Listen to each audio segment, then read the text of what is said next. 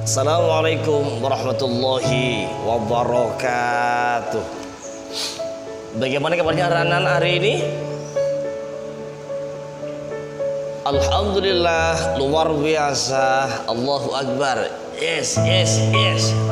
Baik semuanya, alhamdulillah, mudah-mudahan sehat jasmani dan rohani. Anak-anak, jumpa lagi dengan saya Ustadz Nur Rahim, guru SDN Made 1 Surabaya. Kita akan belajar memahami bagaimana cara membaca surat At-Tin dengan baik. Karena bahwasanya orang yang selalu istiqomah membaca Al-Quran tergolong manusia yang beruntung baik dunia maupun akhirat. Mengapa? Karena Al-Quran adalah mukjizat terbesar dan teristimewa di antara mukjizat yang diterima Nabi besar Muhammad SAW. Dari sekian banyak mukjizat yang diturunkan Allah Subhanahu wa Ta'ala kepada para rasulnya, Al-Quran inilah yang sampai kepada kita bahkan hingga hari kiamat nanti. Anak-anak, oleh karena itu Bapak Ibu, walaupun dari rumah kita tetap harus belajar bagaimana memahami, dan juga kami ucapkan selamat dan sukses karena sudah naik kelas 5 sekarang ya. Tetap semangat, berbahagia, tetap semangat walaupun belum jumpa sama Bapak Ibu guru di rumah. Tetap semangat menjadi anak yang luar biasa hebat. Terus bersemangat. Anak-anak, hari ini akan Bapak sampaikan bagaimana cara membaca surat At-Tin dengan baik. Karena pelajaran hari ini kita adalah memahami tentang surat At-Tin yang adalah bagian daripada 30 juz 114 surat, salah satunya adalah surat At-Tin.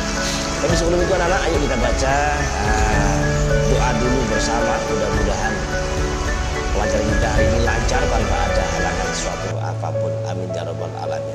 A'udzu billahi minasyaitonir rajim. Rabbi zidni ilma warzuqni fahman. Amin ya rabbal alamin. Artinya, tambahkanlah kepadaku ilmu pengetahuan dan kemampuan untuk memahaminya. Itulah anak-anak, kalau kita mau belajar, insya Allah pengetahuan kita akan bertambah baik dan justru bertambah lebih baik.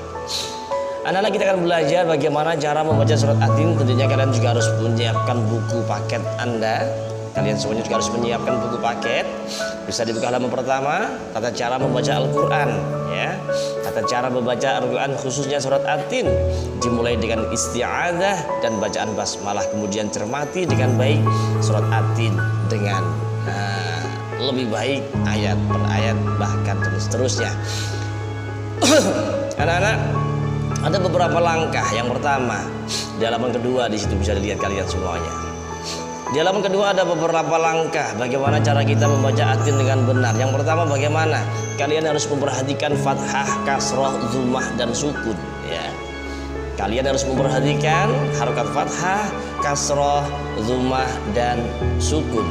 Apa? Memperhatikan harokat fathah, kasroh, dzumah dan sukun. Harus diperhatikan betul, jangan sampai kita salah baca. Yang terakhir apa? Dan juga kita harus memperhatikan tasdid. Artinya bagaimana? Tasdid itu ketika membaca maka harus ada penekanan, ditekan sama dengan dua harokat. Satu alif, dua harokat. Anak-anak, yang kedua, bacalah dari sebelah kanan. Awas, jangan keliru. Kalau kita membaca bahasa Indonesia boleh dengan arah kiri, tetapi kalau Al-Quran kita harus membiasakan baca itu dari arah kanan. Kemudian yang ketiga, bagaimana huruf yang berharokat atau bertanda baris tidak boleh dibaca ya, karena di situ ada aturan-aturan. Kemudian ada contoh watini. Ya, watini ini wawunya bagaimana? Wawunya langsung masuk pada huruf taknya, jadi alnya dibuang dalam bacaan. Namanya adalah idgham samsiyah ya. Kenapa? Setelah al ada harokat tasdid. Setelah al ada harokat tasdid. Aslinya ada waltini, tapi dibaca watini. Karena apa? Setelah al ada harokat tasdid maka dinamakan bacaan idgham samsiyah. Idgham samsiyah berarti bagaimana? Harus meniadakan suaranya al. Berarti wawunya langsung masuk pada huruf ta. Anak-anak, selanjutnya yang kelima, perhatikan perubahan syakal dan huruf-hurufnya. perubahan di antara harakat Fatihah, kasrah, dhammah dan sukun tadi. Pasti perubahan-perubahan di situ pasti ada. Kemudian cermati bapak atau ibu guru kalian ketika membaca dan melafazkan surat Al-Quran, surat At-Tin di dalam Al-Quran. Bacalah berulang-ulang sampai lancar, jadi jangan sampai menyerah. Jangan cuma satu kali saja, berulang-ulang terus, diulang-ulang sampai 5 kali, bahkan 10 kali, 20 kali, 30 kali, sampai 100 kalau mampu. Kalau memang belum hafal, ya. Tidak ada kata menyerah buat belajar. Artinya bagaimana? Terus harus dikembangkan. Yang terakhir, bacalah surat At-Tin berikut dengan baik. Cermati, tartil dengan baik. Nanti akan Bapak ajarkan bagaimana cara membaca dengan baik, diulang-ulang sehingga bagaimana? Sehingga kalian nanti mudah untuk menghafalkannya. Anak-anak budiman yang dirahmati Allah Subhanahu wa taala, yang selalu dijaga dan juga yang selalu semangat sayang orang tua, di luar sana tetap berbahagia ya. Walaupun suasana seperti ini kita bisa belum belajar bersama, tapi tetap harus semangat luar biasa. Oke, anak-anak disimak, diperhatikan di halaman 2. Di halaman 2 semuanya. Oke, sudah. Di halaman 2 kalian perlu belajar juga di halaman 2 kalian perlu belajar bahwasanya bagaimana cara membaca At-Tin dengan baik dan benar. Bapak akan lafadzkan satu persatu, kemudian nanti kalian tirukan, diulang-ulang terus supaya apa? Suatu saat pasti kalian akan hafal untuk menghafalkan surat At-Tin tersebut. Oke, dengan hitungan 1, 2, 3 kita mulai membaca surat At-Tin dengan baik dan benar. Kenapa harus hafal? Karena dipakai untuk sholat waktubah, sholat 5 waktu, baik zuhur, asar, maghrib, isya dan subuh.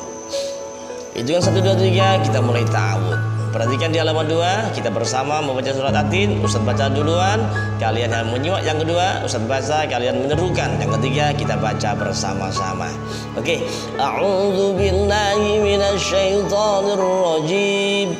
Bismillahirrahmanirrahim. Wan-tini waz-zaitun wa turi sinin wa hadzal baladil amin. Laqad khalaqnal insana fi ahsani taqwim. Tsumma radadnahu asfala safilina illal ladzina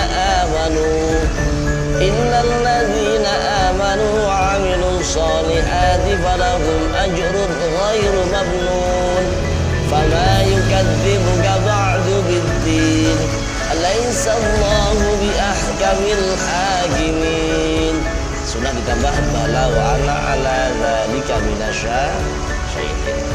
Anak-anak supaya cepat hafal, ada metode dibaca berulang-ulang.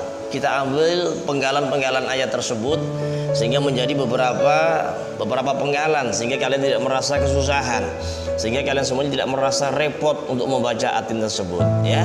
Oke, coba Bapak praktekkan. Ini penggalan-penggalan surat At-Tin yang kalian harus biasakan, kemudian nanti baru digabung dalam satu ayat tersebut ya. Satu ayat yang pertama kita bagi jadi dua, ada 2 ayat antara lafadz wat-tini dan wazaituni ya.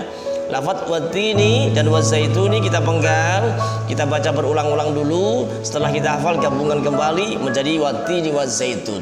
Paham tuh? Pahimlah. Oke, anak hebat. Bismillahirrahmanirrahim. Wat-tini monggo. Oke, bagus. Wazaituni monggo bersama. Iya. Artinya bagaimana?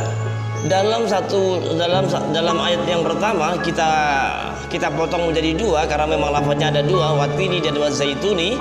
Itu kita potong sehingga per lafadznya kita baca berulang-ulang supaya apa? Mudah untuk menghafalkannya.